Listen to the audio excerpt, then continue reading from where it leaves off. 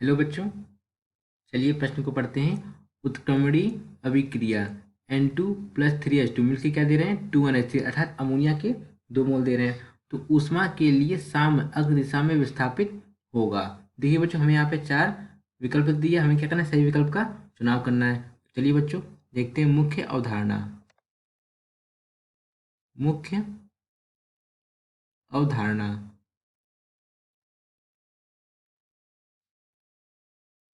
देखिए, हमारा जो अभिक्रिया दी होती है हम उसको यहाँ पे लिखते हैं N2 प्लस 3H2।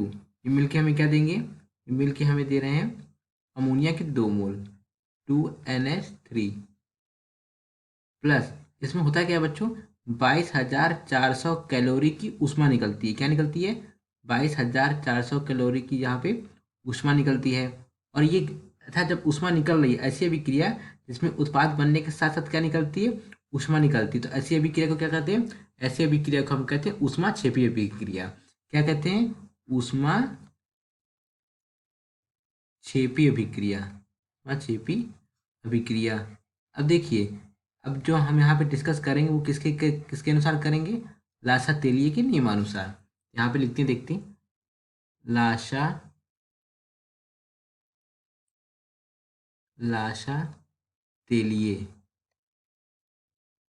तेलिए के नियमानुसार नियमानुसार देखिए हमें बच्चों, अब कह रहा है, देखिए पहला विकल्प क्या कह रहा है, NH3 की सांद्रता बढ़ाने पर अर्थात अमोनिया की सांद्रता बढ़ाने पर। अगर हम यहाँ पे इसकी सांद्रता बढ़ा दें और अमोनिया की सांद्रता बढ़ा देंगे तो क्या होगा। देखिए, अगर हम यहाँ पे अमोनिया की सांद्रता बढ़ा देंगे तो बच्चों देखिए, यहाँ पे हमारी जो ये अभिक्रिया है ये कैसी, देखिए ये हमारी अग्र दिशा हो गई और ये हमारी कौन सी दिशा हो गई, पश्चिम दिशा हो गई। अगर हम यहाँ पे अमोनिया की सांद्रता बढ़ा देंगे तो अभिक्रिया हमारी किस दिशा में जाएगी, पश्चिम दिशा में जाएगी। तो बच्चों ये वाला हमारा पहला विकल्प क्या हो गया, हमारा गलत हो गया। क्यों, क्योंकि अभिक्रिया में पश्चिम दिशा में जा रही है। अमोनिया सांद्रता बढ़ा देंगे तो साम्य क्या करता है, अगर एक जगह सांद्रता बढ़ती है तो अभिक्रिया दूसरी तरफ शिफ्ट हो जाती है। क्यों, क्योंकि वहाँ सांद्रता कमी होगी। तो बच्चों अगर हम उत्पाद की तरफ सांद्रता बढ़ाएंगे तो अभिक्रिया हमारी किस दिशा में जाएगी, पश्चिम दिशा में। तो इस तरफ की सांद्रता को क्या करेगा, ये साम्य अवस्था बराबर कर देगा। इस तरफ आएगी अभिक्रिया तो साम्य दोनों तरफ की साइड की क्या हो जाएगी, साम्य अवस्था, यानी कि उत्पाद क्या हो जाएगी, सांद्रता क्या हो जाएगी, बराबर हो जाएगी। अब देखते हैं दाब में कमी से। तो दाब में कमी से क्या कहला सकता है, देखिए दाब हमारे किसके समानुपाती होता है, दाब समानुपाती होता है हमारा एन के। एन क्या है बच्चों, यहाँ पे अणुओं की संख्या, अणुओं की संख्या। अब यहाँ पे ये देखिए अणुओं की संख्या। अब हम यहाँ पे ये देखते हैं, देखिए जो उत्पाद के साथ कितने अणु, देखिए उत्पाद की तरफ 3 ये है और 1 ये, 3 1 कितने हो गए, 4 हो गए। और इस साइड कितने हैं बच्चों, 2 है। अगर हम क्या करेंगे, देखिए दाब बढ़ाने से, दाब अगर हम बढ़ा देंगे यहाँ पे तो अभिक्रिया किस तरफ जाएगी, जिस तरफ दाब की कमी होगी, अर्थात जहाँ पे अणुओं की संख्या में कमी होगी। दाब को लिखा है, दाब में कमी करने से, तो यानी दाब बढ़ाने से दाब उस साइड जाएगा, अभिक्रिया उस तरफ जाएगी जहाँ दाब में कमी होगी, जहाँ दाब में कमी होगी। लेकिन यहाँ पे हम दाब कम कर रहे हैं, जब दाब कम कर रहे हैं तो ये देखिए यहाँ पे किसके, यहाँ पे कौन सा ज़्यादा है, 4 या 2, 4 ज़्यादा है, यानी अभिक्रिया हमारी किस दिशा जाएगी, पश्चिम दिशा की तरफ जाएगी। किस दिशा में जाएगी, पश्चिम दिशा की तरफ जाएगी।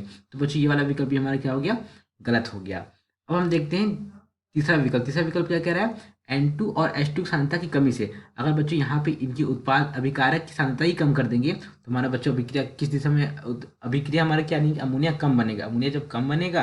अमोनिया जब कम बनेगा अर्थात अभिक्रिया में किस दिशा की ओर रहेगी, पश्चिम दिशा की ओर रहेगी। क्यों, क्योंकि उसको बच्चों पर्याप्त अभिकारक मिल ही नहीं पाएगा, जितना उसको मिलना चाहिए उसको तो मिल ही नहीं पा रहा है। तो अभिक्रिया हमारी किस दिशा की ओर रुख करेगी, पश्चिम दिशा की ओर रुख करेगी, अर्थात पश्चिम दिशा की ओर जाएगी। तो ये वाला विकल्प भी हमारा क्या हो गया, गलत हो गया। अब हम देखते हैं चौथा विकल्प। चौथा विकल्प लिखा है दाब में वृद्धि एवं ताप में कमी से। अब देखिए बच्चों यहाँ पे हम काम कर जाएगा। क्यों, अगर हम यहाँ पे दाब में वृद्धि करेंगे तो अभिक्रिया हमारी किस ओर जाएगी, जिस ओर दाब में कमी होगी, अर्थात अभिक्रिया किस दिशा की हो जाएगी, अग्र दिशा की हो जाएगी।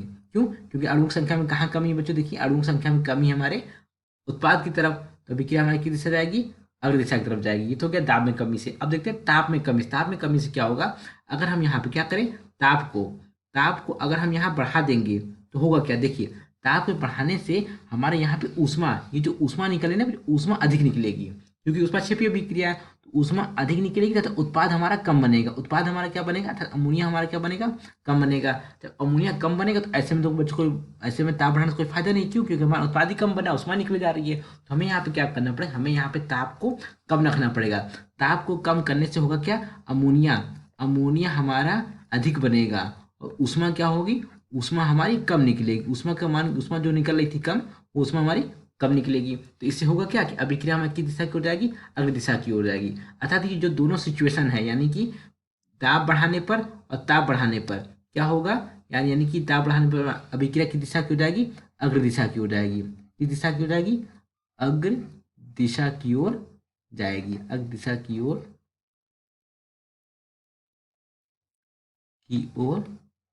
जाएगी।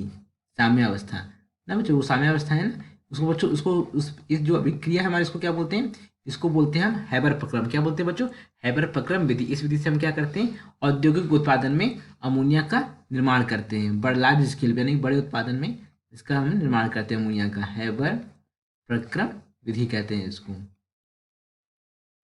अर्थात दिए गए प्रश्न का सही विकल्प क्या हो जाएगा बच्चों, विकल्प डी, दाब में वृद्धि एवं ताप की कमी से अभिक्रिया हमारी किस दिशा की हो जाएगी, साम्य दिशा यानी अग्र दिशा की हो जाएगी।